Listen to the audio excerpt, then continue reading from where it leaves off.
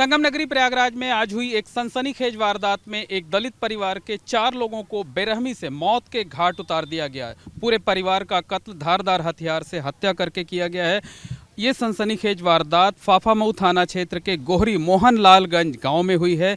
यहाँ रहने वाले फूलचंद का अपने गांव के ही कुछ लोगों से विवाद चल रहा था। उन्होंने 2 बार उन लोगों के खिलाफ एफआईआर भी दर्ज कराई थी, लेकिन जो रिश्तेदार हैं उनका साफ आरोप है कि पुलिस कभी भी उनकी मदद नहीं करती थी, विवाद में कभी उनका साथ नहीं देती थी, बल्कि पुलिस ने क्रॉस एफआईआर दर्ज की और पुलिस लगातार समझौते का दबाव बनाती रहती थी। यहाँ फाफामऊ जो थाना है कि सुनता नहीं है, कितनी बार घर चढ़ के हमारे मारा गया, लेकिन कोई कार्रवाई नहीं हुई। ऊपर से दबाव डालते हैं, सुलह हो जाओ नहीं तो रहने नहीं देंगे। अब कितनी बार कंप्लेन भी किया कि सर ऐसे कह रहे हैं, प्रशासन नहीं सुनता है, क्या करे। आज तो 4 हत्या हो गई। अगर प्रशासन चाहता तो ये हत्या होती नहीं होती। हमको इंसाफ चाहिए, बस इंसाफ मिलना चाहिए। बस जो कातिल हो उसको सजा मिलना चाहिए। 2 साल से हम लोग प्रशासन के पीछे परेशान है, कोई सुनवाई नहीं होती है। और ऊपर से प्रशासन ऊपर से डंडा करती कि सुलह हो जाओ, सुलह हो जाओ।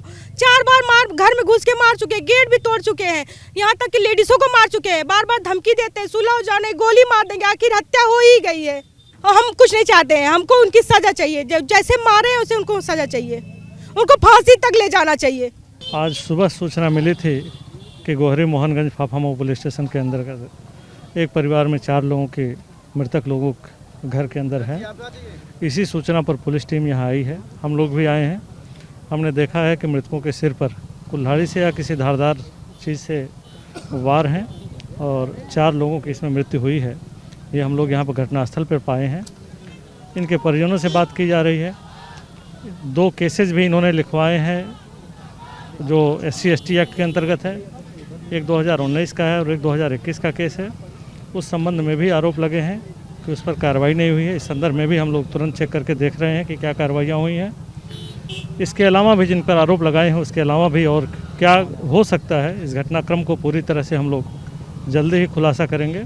हर कोणों से हम लोग छानबीन करके सच्चाई को सामने ले आएंगे। कल रात को पूरा परिवार सोया हुआ था। रात को ही किसी वक्त हमलावर आए। उन्होंने धारदार हथियार से फूलचंद, उनकी पत्नी, एक बेटी और बेटे, चारों की गला रेतकर धारदार हथियार से हमला कर हत्या कर दी। आज सुबह करीब 9:30 बजे पुलिस को इस वारदात की जानकारी हुई। उसके बाद पुलिस के तमाम आला अधिकारी मौके पर पहुंच गए हैं। डॉग स्क्वाड पहुंच गया है, फॉरेंसिक टीम के एक्सपर्ट पहुंच गए हैं, तमाम आला अधिकारी यहां पर पहुंच गए हैं। छानबीन की जा रही है, लेकिन अभी तक ये साफ नहीं हो सका है कि पूरे परिवार की हत्या किसने और क्यों की है। बहरहाल जो रिश्तेदार हैं, जो करीबी लोग हैं, वो इस बात की आशंका जता रहे हैं कि जिन लोगों से विवाद चल रहा था उन्हीं लोगों ने हत्या की इस वारदात को अंजाम दिया होगा। पुलिस अफसरों का कहना है कि इस मामले में जो रिश्तेदार हैं वो जो तहरीर देंगे उस आधार पर मुकदमा दर्ज किया जाएगा, आगे की कार्रवाई की जाएगी। दोषियों को कतई बख्शा नहीं जाएगा, सबके खिलाफ कड़ी से कड़ी कार्रवाई की जाएगी। बहरहाल घटना होने के बाद यहाँ पर सैकड़ों की संख्या में भीड़ जुट गई है, सैकड़ों की संख्या में लोग इकट्ठे हैं।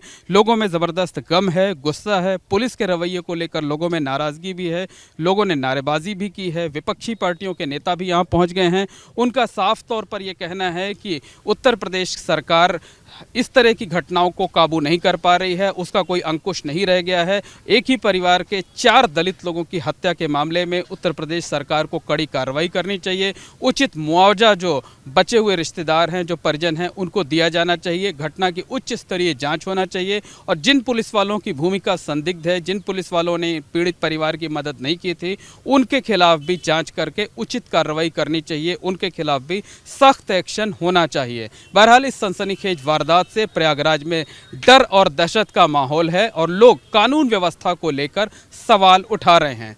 कैमरामैन रोहित श्रीवास्तव के साथ मोहम्मद मोइन, ABP गंगा, प्रयागराज।